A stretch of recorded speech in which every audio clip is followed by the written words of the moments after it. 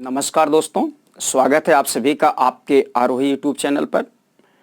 आज हम आप लोगों को सामान्य हिंदी पढ़ाएंगे। सामान्य हिंदी में व्यंजन टॉपिक पर चर्चा करेंगे। यह उत्तर प्रदेश राजस्व लेखपाल के लिए अति उपयोगी टॉपिक है। यहाँ से एक प्रश्न निश्चित ही आते हैं। आप देखें, प्रश्न उठता है कि व्यंजन किसे कहा जाता है। व्यंजन के बारे में हम पीछे भी डिफिनेशन दे चुके हैं और बता चुके हैं कि फेफड़े से उठी वह वायु जो अंशतः मुख में रुक रुक कर बाहर निकले व्यंजन कहलाता है। ठीक है, अंशतः रुक रुक कर बाहर निकले व्यंजन कहलाता है। व्यंजन स्वतंत्र रूप से नहीं बोले जाते, अपितु स्वरों के सहारे बोले जाते हैं। कैसे बोले जाते हैं? स्वरों के सहारे बोले जाते हैं। इसका अभिप्राय क्या है? जैसे आप का लिख रहे हैं तो इस का में हलंत लगाने के बाद आ बाहर निकल आता है। आ क्या है? स्वर है। इसी प्रकार से कोई भी व्यंजन होगा, सब स्वतंत्र रूप से नहीं बोले जाएंगे, सारे के सारे में स्वर छुपे रहते हैं। और यहां से प्रश्न बनेगा कि निम्नलिखित में से कौन सा वर्ण स्वतंत्र रूप से उच्चारित किया जाता है और कौन से किसी के सहारे या स्वरों के सहयोग से उच्चारित किए जाते हैं। एक प्रश्न तो यह बनता है। फिर दूसरा यहीं से प्रश्न बन जाता है कि मूल व्यंजनों की संख्या कितनी है। हमने पीछे बताया कि कुल वर्णों की संख्या कितनी, हमने 52 कह डाली थी। फिर वहीं पर स्वर व्यंजन और अयोगवाह की भी बात हमने की थी, तो वहां हमने चर्चा की कि कुल स्वरों की संख्या तो 11 है, किंतु मूल स्वरों की संख्या कितनी है। मूल स्वरों की संख्या 3, हमने ये भी बताया था आपको। क्योंकि ये प्रश्न आने वाले सारे प्रश्न हैं, मूल और कुल ध्यान रखिएगा। यहाँ भी मूल की बात आएगी और कुल के परिप्रेक्ष्य में भी हम बात करेंगे। मूल की संख्या कितनी है? मूल की संख्या 33 है, ये आप देख रहे हैं। अब प्रश्न उठता है कि जो ये व्यंजन हैं, इनके विविध आधारों पर भेद किए जा सकते हैं। पहला भेद है स्पर्श के आधार पर व्यंजन के भेद। दूसरा वायु प्रक्षेप के आधार पर व्यंजन के भेद। वायु प्रक्षेप या वायु निक्षेप, कितनी वायु निकलती है, कितनी मात्रा में फेफड़े से वायु निकलती है। हमने बताया कि फेफड़े से निकलने वाली वह वायु, यही तो हमने चर्चा किया था आपसे। तो ठीक है, फिर उसके बाद नाद, नाद के आधार पर अगला भेद होगा। नाद मीन्स के होता ध्वनि। अब ध्वनि की बात आती है, यहाँ कुछ आपके सहूलियत के लिए हम करना चाहेंगे या आपके सुविधा के अनुसार हम यही क्लियर करना चाहेंगे। केवल व्यंजन ही नहीं इसमें आएगा, ध्वनियां स्वर और व्यंजन दोनों के रूप में निकलती हैं। इसलिए नाद में हम स्वर और व्यंजन दोनों को देखने की कोशिश करेंगे। हमने पीछे भी चर्चा किया था। फिर उसके बाद उच्चारण स्थल के आधार पर, इसके साथ भी वही बात लागू होगी कि कंठ से लेकर मुंह तक 5 स्टेप पढ़ते हैं कि जहां से ध्वनियों का उच्चारण होता है या वर्णों का उच्चारण होता है। तो वर्ण की बात आती है तो वर्ण में स्वर व्यंजन दोनों आते हैं। ठीक है, तो यहां हम स्वर व्यंजन दोनों को समझने की कोशिश करेंगे। इस आधार पर हम अध्ययन सुविधा की दृष्टिकोण से व्यंजन के 4 भेद किए हुए हैं। पहला स्पर्श के आधार पर, साथ साथ रटते जाएंगे, नोट्स भी बनाते जाएंगे। स्पर्श के आधार पर, स्पर्श के बाद फिर देखें वायु प्रक्षेप या वायु निक्षेप के आधार पर, फिर नाद के आधार पर, फिर उच्चारण के आधार पर।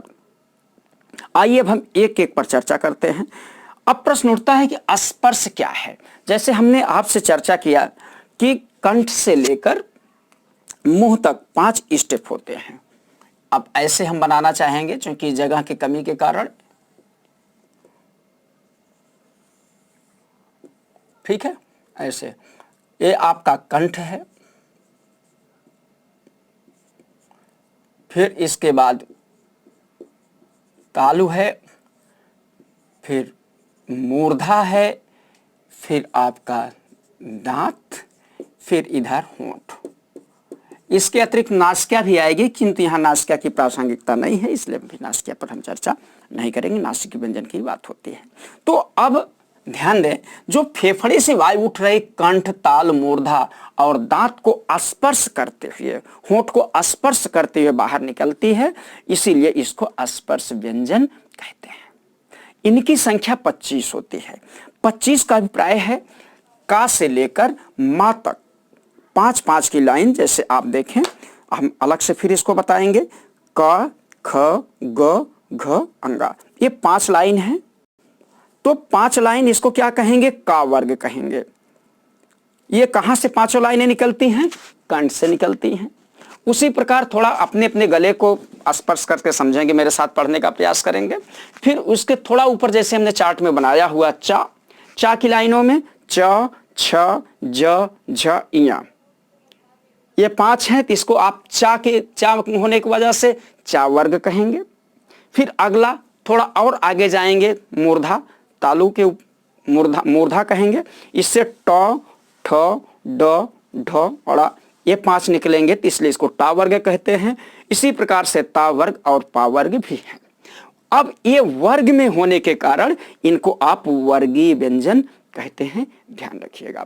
ये इसी वर्गीय व्यंजन के आधार पर हम वायु प्रक्षेप, नाद और उच्चारण स्थलों के आधार पर भी व्यंजन के निर्धारण का प्रयास करेंगे। आपको इनको रखना पड़ेगा। अब रही बात, जैसे हमने पीछे चर्चा आपसे किया था कि मूल व्यंजन कितने, तो मूल हमने आपको बताया था 33।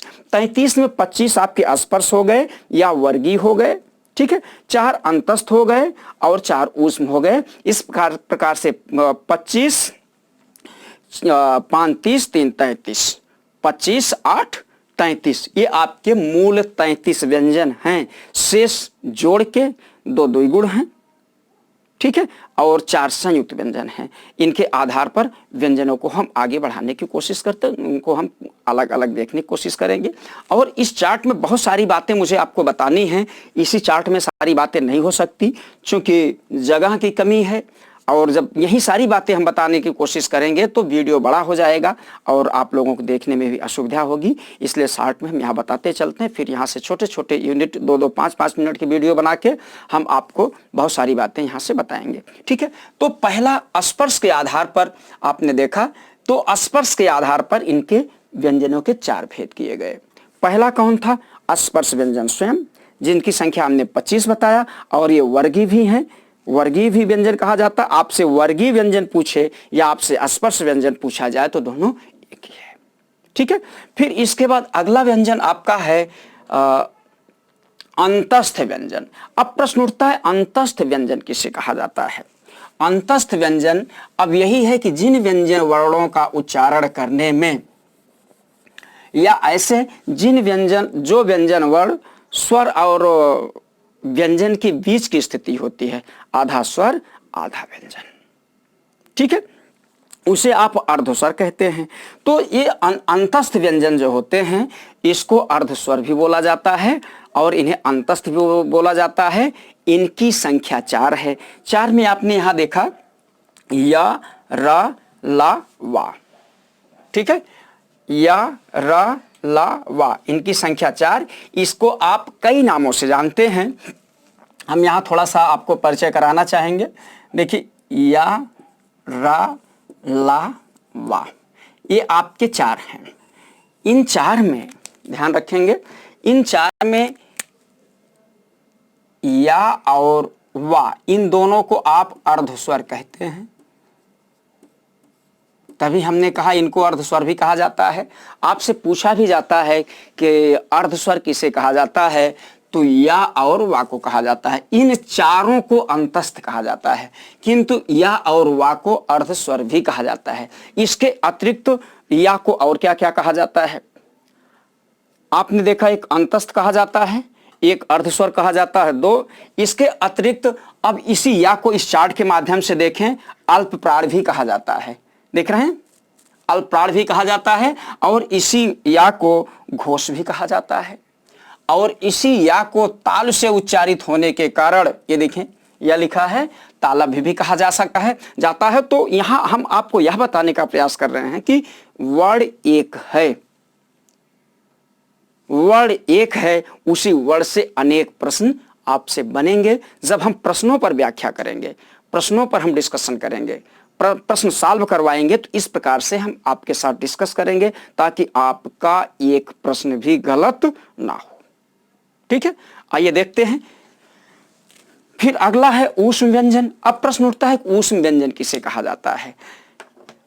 फिर कहते हैं ऊष्म व्यंजन का अभिप्राय है कि जिन व्यंजन वर्णों के उच्चारण में, ध्यान रखिएगा, जिन व्यंजन वर्णों के उच्चारण में ऊष्मा उत्पन्न होती हो। जब वायु अंदर से निकले ऊष्मा उत्पन्न होती। ऊष्मा कैसे उत्पन्न होगी? घर्षण से, या आप ऐसे कह सकते हैं जिन व्यंजन वर्णों के उच्चारण में घर्षण के कारण ऊष्मा उत्पन्न होती हो उसे ऊष्म व्यंजन कहते हैं। इसे संघर्षी व्यंजन भी कहा जाता है। आप देखें यहां ऊष्म व्यंजन और संघर्षी व्यंजन दोनों लिखा है। अब इनकी संख्या 4 है, स हा। ध्यान रखेंगे। अब यहीं से फिर प्रश्न, इससे विविध प्रकार से प्रश्न बन सकते हैं। पहला प्रश्न तो आपसे यह बनता है ऊष्म व्यंजन की संख्या कितनी होती है, तो आप बताते हैं ऊष्म व्यंजन की संख्या 4 होती है। फिर दूसरा प्रश्न यहीं से बनता है, ये देख रहे हैं, हम सा को उठा लेते हैं। अब यहीं से प्रश्न बनाने की कोशिश करते हैं। सा क्या है? ऊष्म व्यंजन है। सा क्या है? महाप्राण है। सा क्या है? अघोष है। सा क्या है? तालव्य है। तो इस प्रकार से सा को तालव्य के रूप में, महाप्राण के रूप में और अघोष के रूप में और ऊष्म व्यंजन के रूप में भी आप जानते हैं। 4 आधार, ठीक है। तो इस प्रकार से वर्ड एक और इसकी प्रासंगिकता 4 जगहों पे है। जब हम पेपर सॉल्व कराएंगे इस चैप्टर की समाप्ति के तुरंत बाद, जैसे हमने पहले कहा है, और आप लोगों का भी रिक्वेस्ट है कि सर साथ में पेपर भी सॉल्व कराते जाइएगा, क्योंकि ये टॉपिक क्रिटिकल टॉपिक हैं, और ताकि हमारा क्लियरेंस होता जाए तो हम आपके लिए वैसे ही करेंगे जैसा आप चाह रहे हैं या जैसा आप चाहेंगे, ठीक है। आइए अगला देखते हैं। ऊष्म के बाद अब उत्क्षिप्त व्यंजन, ठीक है। ऊष्म के बाद अब उत्क्षिप्त व्यंजन। प्रश्न उठता है उत्क्षिप्त व्यंजन किसे कहा जाता है, इसके प्रासंगिकता क्या है, प्रासंगिकता कैसे है। आइए नाम से देखें, नाम से समझने की कोशिश करें। हम आपसे इसकी परिभाषा देते हैं, जिन व्यंजन वर्णों के उच्चारण करने में, समझने का प्रयास करें, जिन व्यंजन वर्णों के उच्चारण करने में पहले जिह्वा पीछे आए, फिर उछल कर आगे वायु प्रक्षेपित करे, ऐसे वायु प्रक्षेपित करे, उसको आप उत्क्षिप्त व्यंजन कहते हैं। और इसके अतिरिक्त आप इसे ताड़न जात व्यंजन भी कहते हैं।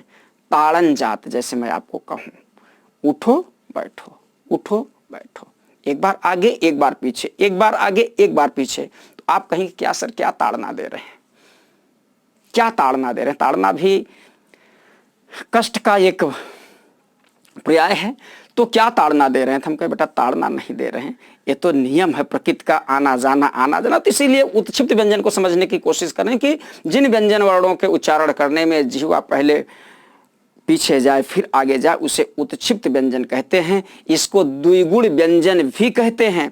जैसे द्विगुण व्यंजन का प्राय है, यहाँ आपने देखा है ड और ढा के नीचे बिंदी लगा दिया गया है, नीचे बिंदी लगाया गया है, ड और ढा, तो इसको ड़ा और इस तरह से पढ़ते हैं। इसकी प्रासंगिकता कहां से है?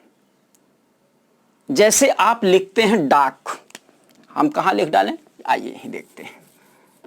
आप लिखते हैं डाक,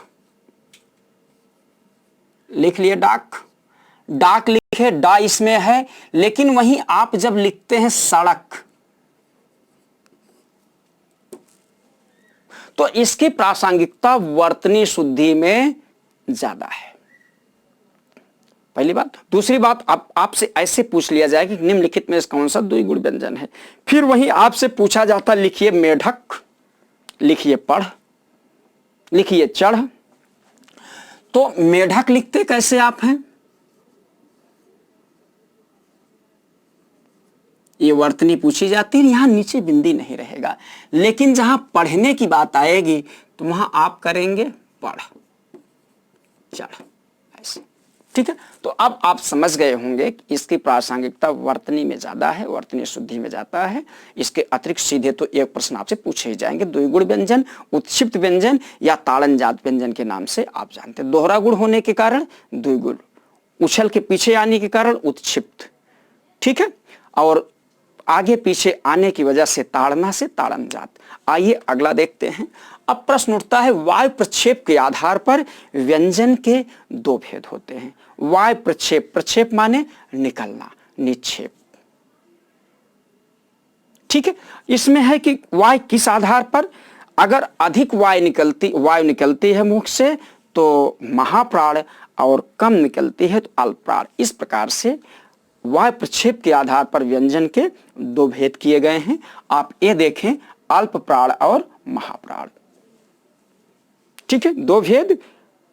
वायु से आप प्राण समझ के रखेंगे। कहा भी गया है प्राण जो है, वायु जो है प्राण तत्व होता है, बिना इसके जीवन संभव नहीं है।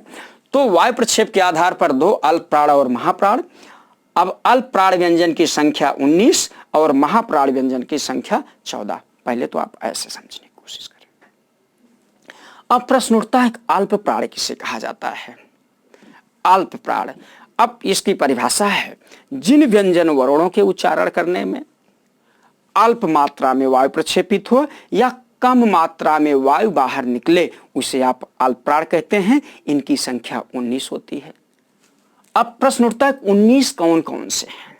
आइए हम यहीं से कहानी बनाते हैं। हमने आपसे कहा जो मूल व्यंजन हैं, मूल व्यंजनों के आधार पर ही हम अन्य व्यंजनों को समझने का प्रयास करेंगे। जैसे आइए,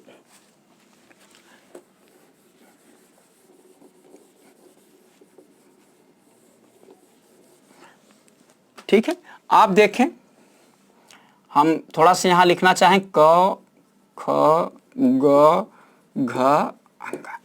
ठीक है, इसी प्रकार से एक चा की लाइन, टा की लाइन, ता की लाइन और पा की लाइन, 1 2 3 4 5 लाइनें हैं। समझने का प्रयास करिएगा। 5 लाइन है, 1 2 3 4 5। ठीक है, अब इधर देखें, 1 2 3 4 5, पांचम 25। 25 क्या है? स्पर्श व्यंजन। यहाँ नीचे और सारी नहीं लिखे गए हैं, एक ही हम समझें, क्योंकि समय ज्यादा लग जाएगा, वीडियो बड़े होते जाएंगे। तो अब यहाँ हमने क्या लिखा है? अल्प प्राण। अल्प प्राण का मतलब है हर वर्ग का वर्ग, चा वर्ग, टा वर्ग, ता वर्ग और पा वर्ग। समझने की कोशिश करें। हर वर्ग का पहला, तीसरा और पांचवा वर्ड लेते हैं। पहला, तीसरा और पांचवा वर्ड लेते हैं। एग्जाम हॉल में आपको 135 रटना है। अल्प प्राण मतलब एक, अल्प मीन्स एक। ठीक है, तो 135 प्लस अंतस्थ, मतलब का वर्ग के पहला, तीसरा, पांचवा, चा वर्ग का पहला, तीसरा, पांचवा, ता वर्ग का पहला, तीसरा, पांचवा, ता वर्ग का पहला, तीसरा, पांचवा और पा वर्ग का पहला, तीसरा, पांचवा। इसलिए कि 135 हर में से 3 3 लेना है, तो 5 तिहाई 15। ये कितने हुए आपके? 15 वर्ड हुए। और ये 4 अंतस्थ हो गए, 15 4 19वें अंतस्थ कब है? य र ल वा। अब आपसे प्रश्न बनेंगे, निम्नलिखित में से कौन सा अल्प प्राण व्यंजन है? तो आपको क्या रखना होगा दिमाग में? 135 प्लस अंतस्थ, और पूरे वर्णों को रटने की कोशिश करेंगे तो कभी भी नहीं याद होगा, यह मेरा दावा है। किंतु जैसे आप 135 और अंतस्थ कहेंगे, सारे प्रश्न आपके क्लियर होते चले जाएंगे। आइए देखते हैं। फिर उसके बाद प्रश्न उठता है महाप्राण। महाप्राण किसे कहते हैं? परिभाषा समझे, जिन व्यंजन वर्णों के उच्चारण में वायु अधिक मात्रा में प्रक्षेपित हो, मुंह से बाहर निकले, उसे महाप्राण कहा जाता है। तो महाप्राण में देखें कौन कौन से हैं। अब बचा क्या है देखा जाए, 135 हमने इधर ले लिया था अल्प में, तो महा में कौन सी लाइन बच रही? दूसरी लाइन और चौथी लाइन। तो यहां आप क्या देख रहे हैं? 2 और 4, 24 कहें प्लस ऊष्म कहें। ऊष्म के अंतर्गत क्या आएगा? तीनों सह और हा। तो यहां क्या आपको मिल रहा है कि हर वर्ग का दूसरा और चौथा। इस प्रकार से 5 लाइनें हैं, तो 2 पचे 10, 10 4 14। बहुत सरल है, इसको आप इसी प्रकार से रटने की कोशिश करिएगा। अलग से दिमाग लगाने की कोई जरूरत नहीं है। अगर अलग से दिमाग लगाएंगे तो आपका प्रश्न गलत होगा। आप 2 बार 4 बार प्रैक्टिस कर लीजिएगा। जो ये चार्ट आपको दिख रहा है, इसके पहले स्वर का भी चार्ट बना है, व्यंजन का चार्ट। इसको आप उतार के जहां भी आप पढ़ने बैठते हैं, जहां भी आप वर्क करते हैं, उसको वहां टेबल के सामने चिपका लें, या अपने कॉपी में लिख के इसको रख लें। बार बार 2 बार 3 बार देखेंगे, ये टॉपिक आपका क्लियर हो जाएगा। और कोई भी परीक्षा हो, चाहे लेखपाल की परीक्षा हो, एसआई की परीक्षा हो, सिपाही की परीक्षा हो, यूपीटीसीएस की परीक्षा हो, कोई भी परीक्षा हो, सारे परीक्षाओं में इससे, इस टॉपिक से प्रश्न आते हैं, 1 या 2 निश्चित। आइए अगला देखते हैं। तो नाद के आधार पर व्यंजन के भेद, जैसे हमने नाद के बारे में बताया था। नाद किसको कहते हैं? नाद मीन्स ध्वनि। अब प्रश्न उठता है कि जैसे हमने ध्वनि के बारे में चर्चा की, ध्वनि का प्राय वर्ण होता है, ठीक है, वर्ण होता है। तो नाद के आधार पर व्यंजन के 2 भेद होते हैं। पहला घोष और अघोष। अब घोष किसे कहा जाता है? आइए ऐसे देखते हैं घोष की परिभाषा। जिन व्यंजन वर्णों के उच्चारण में, ध्यान रखिएगा, जिन व्यंजन वर्णों के उच्चारण में स्वर तंत्रियां झंकृत हों, ध्यान दें, स्वर तंत्रियां झंकृत हों या हकार का ध्वनि उत्पन्न हो, उसे आप घोष कहते हैं। इसी को आप सघोष भी कहते हैं। इसका विलोम भी आपसे खूब पूछा जाता है, ध्यान रखिएगा, इसका विलोम भी पूछा जाता है। घोष का विलोम अघोष होता है, किंतु कहीं कहीं घोष के साथ सघोष भी दे देते हैं और आप जल्दबाजी में गलत कर जाते हो, तो ऐसा आपको नहीं करना है। तो आइए देखते हैं। हमने आपको बताया कि जिन व्यंजन वर्णों के उच्चारण में, या यहाँ आप कहें कि जिन वर्णों के उच्चारण में, चूंकि यहाँ ध्वनि हमने कहा, तो इसमें ध्वनि का प्राय वर्ण में स्वर व्यंजन दोनों शामिल हैं। मुझे यहाँ स्वरों और व्यंजनों दोनों को अपने सुविधा के अनुसार बताना है। सॉरी, आइए देखते हैं। अब प्रश्न उठता है कि इनकी संख्या कितनी है? इनकी संख्या 31 है। 31 कैसे? फिर इन्हीं से हमें कहानी करनी है। जो आपके ये स्पर्श व्यंजन है, स्पर्श व्यंजन अर्थात मूल व्यंजन, 2 द्विगुण हैं, द्विगुण को हम अलग किए हुए हैं, ठीक है। तो स्पर्श व्यंजन में देखें, हर वर्ग की तीसरी, चौथी और पांचवी लाइन, तो आप क्या लेंगे? हर वर्ग की तीसरी, चौथी और पांचवी, ये क्या होगा? घोष। तो अर्थात आपको रटना क्या है? 345। ध्यान रखेंगे, यहां आप 135 रटे हैं, यहां आप 345, यहां आप 24 रटे हैं, तो यहां आप रटेंगे 12। ये तरीका है। तो 345 प्लस अंतस्थ प्लस सारे स्वर, ध्यान रखिएगा, प्लस अंतस्थ प्लस सारे स्वर। 345 5 15, 15 4 19, 19 और 11 कितना होगा? 31। तो ठीक है, तो इस प्रकार से देखें, सारे के सारे स्वर, जितने स्वर हैं, सारे स्वर, हमने मूल कुल स्वरों की संख्या 11 बताई है, सारे स्वर इसमें शामिल कर लिए जाएंगे, अंतस्थ व्यंजन शामिल कर लिए जाएंगे, और क्या कहते हैं, हर वर्ग का तीसरा, चौथा और पांचवा वो आपके हो जाएंगे घोष व्यंजन या घोष वर्ण। आगे बढ़ा जाए, आइए देखते हैं। अब इसी में है दूसरा भाग है अघोष।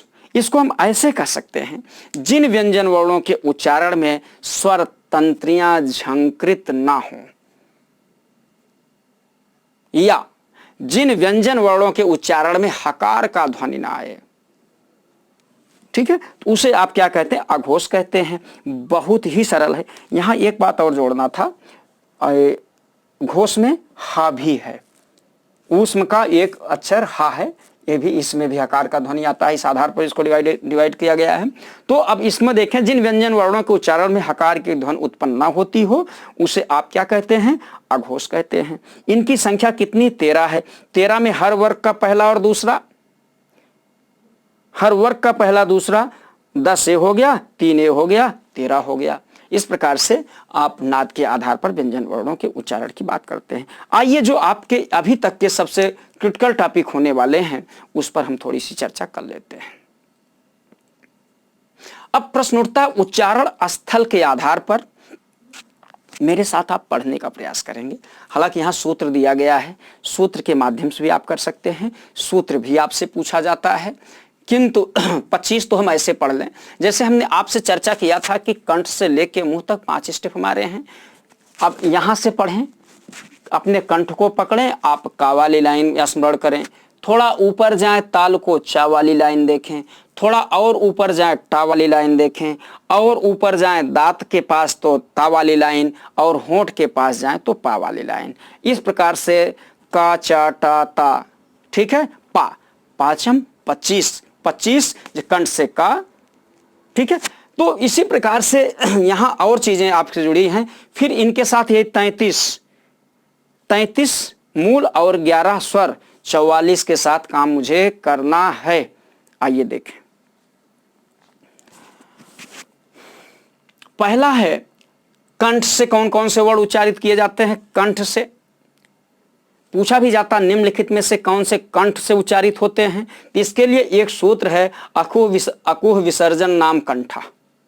अकुह विसर्जन नाम कंठा, अर्थात आ से का तक और हा और विसर्ग इसमें जोड़ा जाता है। अब देखें, अकुह आ और आ, फिर कुह का ख ग घ और हा और आ, हा और आ और हा और विसर्ग ध्यान रखेंगे। अभी हमने विसर्ग आपको नहीं पढ़ाया है।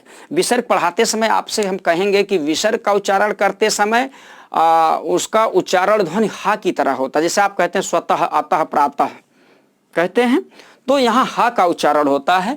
तो यहाँ से आ का से लेकर अंगा तक और आ और हा और विसर्ग ये कंठ से उच्चारित होने के कारण इन्हें कांठ वर्ण कहा जाता है। अकुह विसर्जन नाम कंठा, इसको आप रटने की कोशिश करेंगे। या ऐसे आप कहेंगे का वाली लाइन, फिर पहले दो आ जुड़ जाएगा, आ जुड़ जाएगा। फिर हम आपसे कहेंगे कि क्या कुछ आप खाएं पिएंगे क्या, आप कहेंगे हाँ।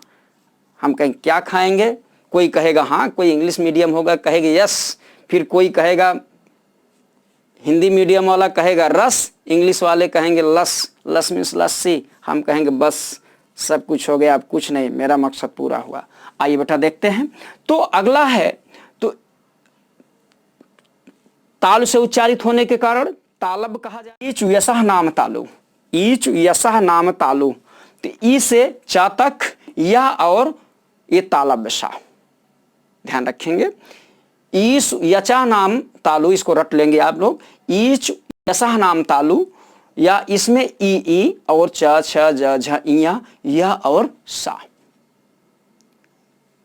ठीक है, ये क्या होंगे, ताल से उच्चारित होंगे। इसलिए आपसे पूछा जाता है तालब क्या है, तालब सा कितने होते हैं, 3 होते हैं।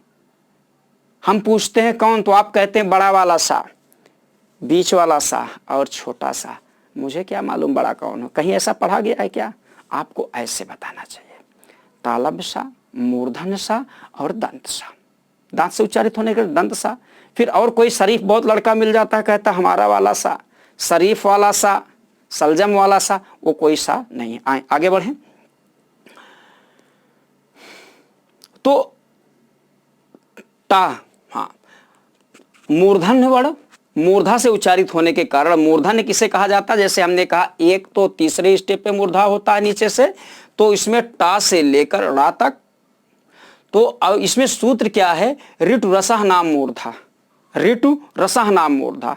री मूर्धन्य से क्या बोला जाता है, ऋतु, री से री, फिर उसके बाद टा, ठा ड ढ आड़ा, फिर उसके बाद क्या है रसह, र और सा। इसको सूत्र को आप रट लेंगे, रटने की जरूरत है। ऋट रसा नाम मूर्धा। अगला देखें, फिर दांत से उच्चारित होने के कारण दांत कहा गया है। इसमें तुलसा नाम दंता, तुलसा नाम दंता। ध्यान देंगे, यहां दांत से कोई स्वर उच्चारित नहीं किया जाता है। आप दांत से उच्चारित करें, स्वर के उच्चारण में बाधा आ जाएगा। दांत जैसे आपका बंद हुआ, बाधा आया। तो जो परिभाषा हमने वहां दिया था स्वरों के, जिन व्यंजन वर्णों के उच्चारण में वायु स्वतंत्र रूप से मुंह से बाहर निकले, उसे स्वर कहा जाता है। ठीक है, ऐसे आप जानते हैं। तो यहां तुलसा नाम दंता, त थ द ध ना और ला और सा। तो आपसे पूछा जाता है ज्यादातर ला और सा कि कौन सा इसमें दंत वर्ण है, या इनमें से कौन सा वर्ण दंत वर्ण नहीं है, या दांत से नहीं उच्चारित होते। तो आपको रटना होगा तुलसा नाम दंता, ता से लेकर ला और सा तक ये दांत से उच्चारित किए जाते हैं। इसको थोड़ा आपको अभ्यास करना होगा। आइए अगला देखते हैं, उप नाम ओष्ठा। उ और पा फा बा भा मा, ये ओठ से उच्चारित किए जाते हैं, इसलिए इसको ओष्ठ वर्ण कहते हैं। ठीक है, अब उ और उ वर्ण किससे उच्चारित किया जाता है? ओठ से। इसके बाद पा फा बा भा मा। आइए अब जो अति महत्वपूर्ण इसके अतिरिक्त हैं, कंठ और तालु से ए ऐ उच्चारित किया जाता है, दो को जोड़ के, कंठ और तालु। तो ये देखें, कंठ तालु को ए ऐ, जिसको कंठ तालव्य कहते हैं, खूब पूछा जाता है। फिर कंठ और ओष्ठ से ओ औ, इसीलिए इसको आप कहते हैं कंठोष्ठ। फिर है दंत और ओठ से वा खूब पूछा गया, कई परीक्षाओं पूछा गया है, इसीलिए दांत और ओठ से उच्चारित होने के कारण इसको आप दंतोष्ठ कहते हैं। फिर उसके बाद कंठ और नासिका से अंगा का उच्चारण होता है, इसलिए कंठ नासिक किसको कहा जाता है। फिर तालु और नासिका से इया का उच्चारण होता है, इसलिए तालु नासिक इसे कहा जाता है। इसके अतिरिक्त एक नासिका से उच्चारित होते हैं कई, जिसको आप कहते हैं नासिक वर्ण या पंचमा अक्षर कहते हैं। हर वर्ग की पांचवी लाइन, हर वर्ग की पांचवी लाइन। ठीक है, इस प्रकार से व्यंजन से संबंधित विविध बातें आपसे हुई। इसके अतिरिक्त भी इसमें बहुत सारी बातें बाकी हैं अलग अलग से, जैसे उस पर हमें आपके साथ चर्चा करनी, संयुक्त व्यंजन पर चर्चा करनी है, और इसके अतिरिक्त जो आपके लिए अति महत्वपूर्ण यहाँ से प्रश्न बन रहे हैं उस पर हम चर्चा करेंगे। इसको देखें। नमस्कार, धन्यवाद।